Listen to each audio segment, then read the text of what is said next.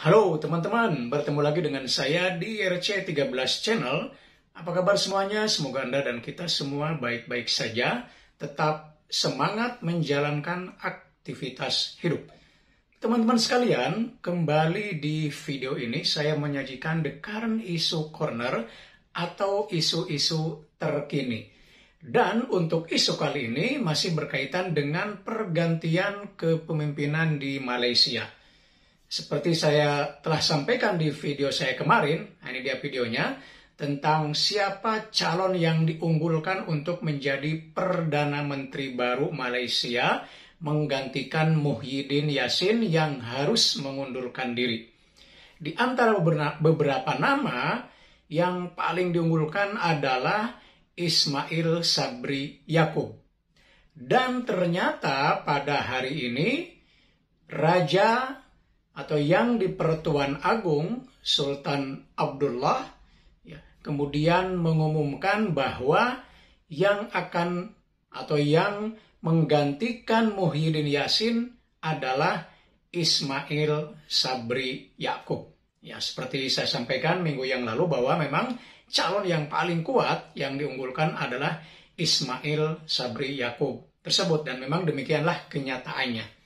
Nah, teman-teman sekalian, naiknya Ismail Sabri Yaakob ke tampuk kekuasaan tertinggi dalam konteks ini Perdana Menteri ya, di jajaran eksekutif, ini menunjukkan satu hal ya, bahwa Ismail Sabri Yaakob merepresentasikan kekuatan politik lama Malaysia.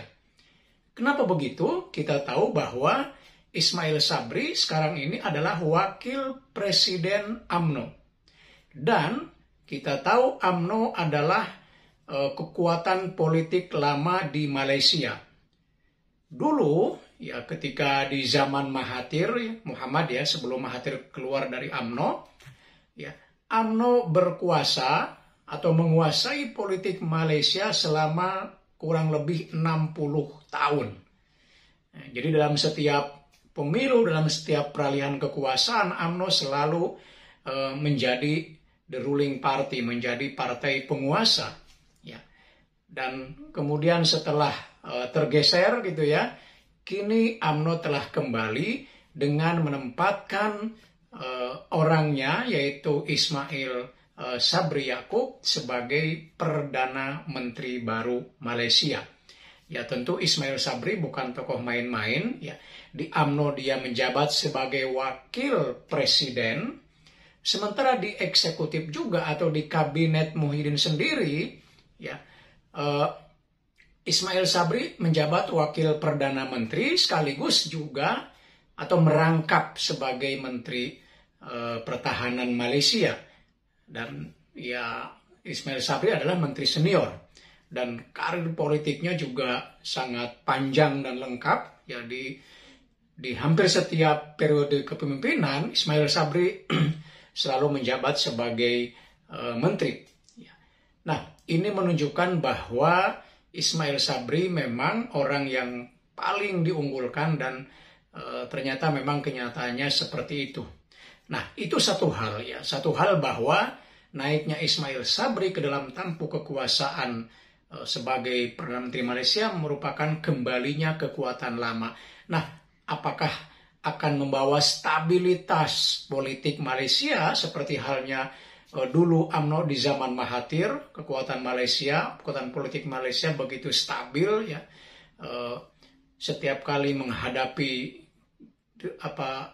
apapun ya, turbulensi politik apapun mereka selalu menang gitu ya, sehingga kekuatan dan stabilitas betul-betul terjaga. Nah, apakah Ismail Sabri akan bisa mewujudkan hal seperti itu?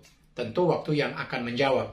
Nah, pada aspek yang lain, masuknya atau naiknya Ismail Sabri Yaakob menjadi Perdana Menteri Malaysia juga tidak lepas dari kritik tajam.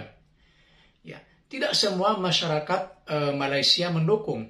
Kalau kita lihat dukungan di parlemen ya, Ismail Sabri didukung oleh 144 anggota parlemen. Memang itu angka yang aman. Karena dalam Parlemen Malaysia yang anggotanya 222, ambang batas atau angka amannya adalah 111. Ya.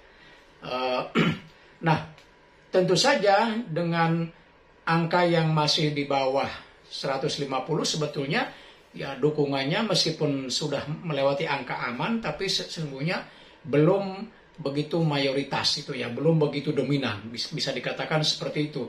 Karena itu kritik terhadap Ismail Sabri juga sangat deras. Nah, satu kritik yang paling kuat adalah bahwa Ismail Sabri sebenarnya adalah bagian dari kabinetnya Muhyiddin Yassin yang harus mengundurkan diri dengan alasan utamanya adalah dianggap gagal menangani masalah COVID-19. Nah, sementara Ismail Sabri bagian dari kabinet Muhyiddin, maka sebetulnya Ismail Sabri pun juga termasuk dari kelompok yang gagal menangani itu. Nah, karena itu orang-orang yang mengkritik naiknya Ismail Sabri itu menyaksikan, meragukan ya akan kredibilitas dan kemampuan Ismail Sabri Yaakob nanti begitu dia menjadi Perdana Menteri dan kemudian menangani masalah COVID ya.